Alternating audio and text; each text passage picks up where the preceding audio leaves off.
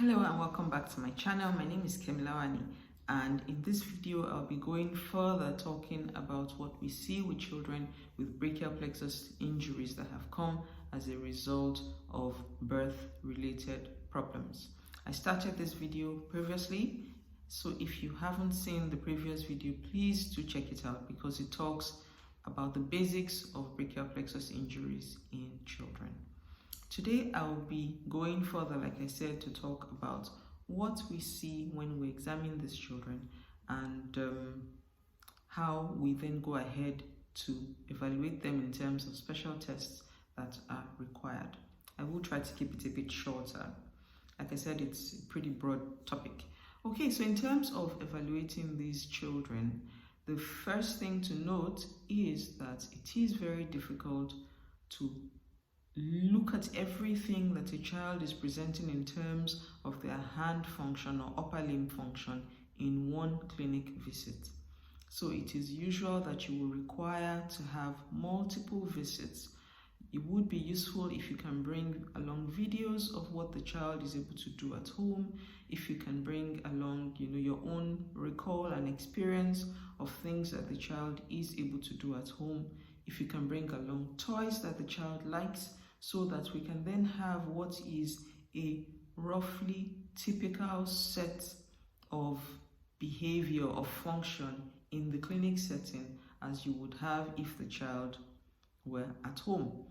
Now, having said that, the other thing to think about is the older the child gets, the more they begin to have so-called trick movements, substituting for the function of one part of the limb by using the other part in a clever way that can either mask what we would normally see before the trick movements have developed.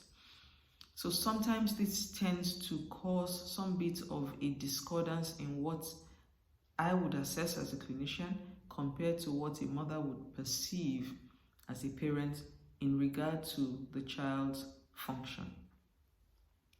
Having said that, I'll jump right into the specific things that I like to look out for, or that are standard to look out for. Again, I'll break it down to simple movements so that anybody can follow, this. It's useful to be able to see if the child is able to get their hand to the mouth. It is useful to be able to see if the child is able to stretch their hands right forward in front of their face and lift it up, if they're able to take their hands to the side and lift that up as well. It's useful to know whether the child can straighten out their elbows by themselves and bend their elbows right back and touch the tips of the shoulders by themselves. It's useful to see whether the child is able to move the wrist up and down and to make all the usual range of movements with each and every finger examined one by one. Now, why do we go through all of these things? We need to, like I alluded to in previous video, try to see what function is present and what function is absent, so that one, we can try to figure out what portion of the brachial plexus is affected. Two, we can figure out how this injury will behave as the child gets older.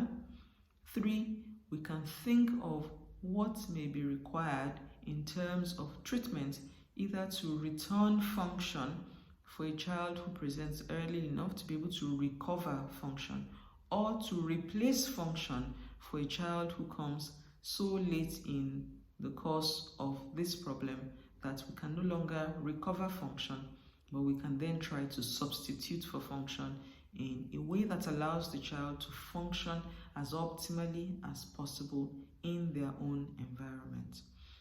One useful thing to note as well is that because the brachial plexus group of nerves comes so high up in the neck, that if they are injured severely, it does lead to a situation where that particular arm, elbow and hand does not grow as fast as the other side. So whenever you have a really bad nerve injury on one side of the body, that part of the body doesn't grow as quickly and doesn't get as big as the other side where there was no nerve injury. What this tends to result in is a limb that is always smaller compared to the other side. Now, this is a problem that has its own specific implications in the past or in the future, but a lot of what one finds with having limbs that are not of the same length is that often these children do tend to suffer from body image issues and may have some psychological problems in terms of how they view themselves or in terms of how their peers and friends or even family relate with them and how they are viewed by the outside world. Of course, there are also practical issues such as being able to wear clothes in a symmetrical fashion or wondering what kind of clothes to pick so that they don't make what is perceived to be a deformity or a problem more obvious than it is. Now, why I'm mentioning that here is that, like I said, the treatment of brachial plexus is then not just treating a child who is unable to move a particular part of their upper limb, unable to move their hand or move their elbow or move their shoulder or move everything, but it also extends into thinking about the psychological aspects of the care of this particular child. The other thing to mention at this time is that often because of the weakness in the muscles that attends brachial plexus, we will find that many of these children are at some risk, variable depending on the particular situation, risk of having dislocations in the shoulder. Now, the shoulder muscles are particularly useful for keeping our shoulders in joints because the joint surface itself is quite shallow. So anything that weakens the muscles around the shoulder predisposes to a risk of dislocation. The importance of knowing this and remembering it always is that sometimes these children suffer dislocations in the course of trying to have some kind of massage or therapy. Sometimes they have dislocation because their weakness is so profound, and when these dislocations are not picked up, then we have a secondary problem that is very, very difficult to treat. Of course, a child with a brachial plexus injury, again as a consequence of weakness, may be at increased risk of breaking a bone because that bone is a bit weaker compared to the bones on the other side because that limb is not able to do as much. This, of course, goes particularly for children who have pretty severe forms of brachial plexus injuries.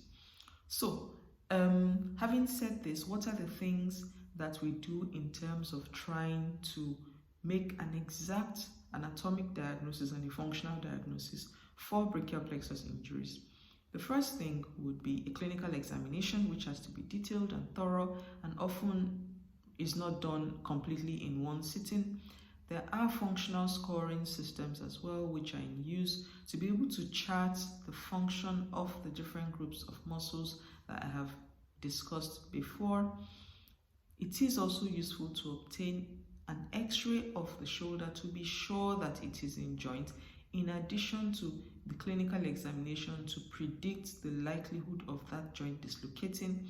The other thing that may be useful, particularly in very small children like the newborns, would be an ultrasound, which can help you to determine if the shoulder is in joint or not.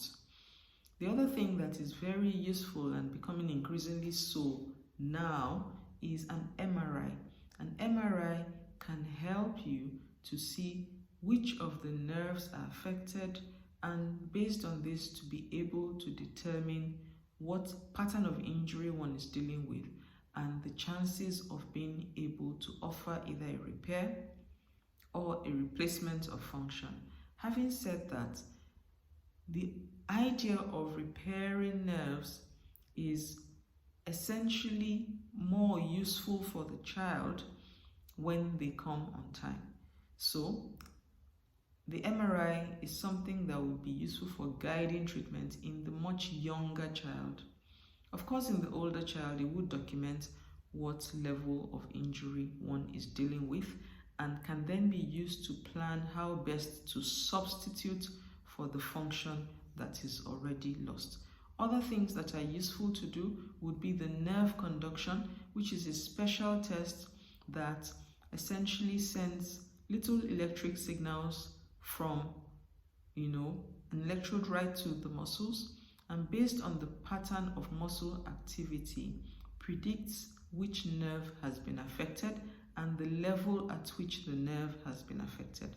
The nerve conduction is done only in some specialized centers, but it is extremely useful to be able to predict what nerve has been affected and how high up the nerve the affectation has been.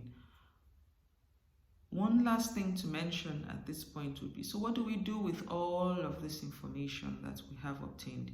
The information is then distilled into a treatment plan that is then individualized for the particular child and is then used to try to work out how best to improve that child's function. I will be going in subsequent videos to talk about the management of brachial plexus injuries by starting off with the team that is responsible for managing brachial plexus injuries. Thank you, and do subscribe, like, share. I do hope you made it this far, and I hope you stick with me through this series of talks. Bye-bye.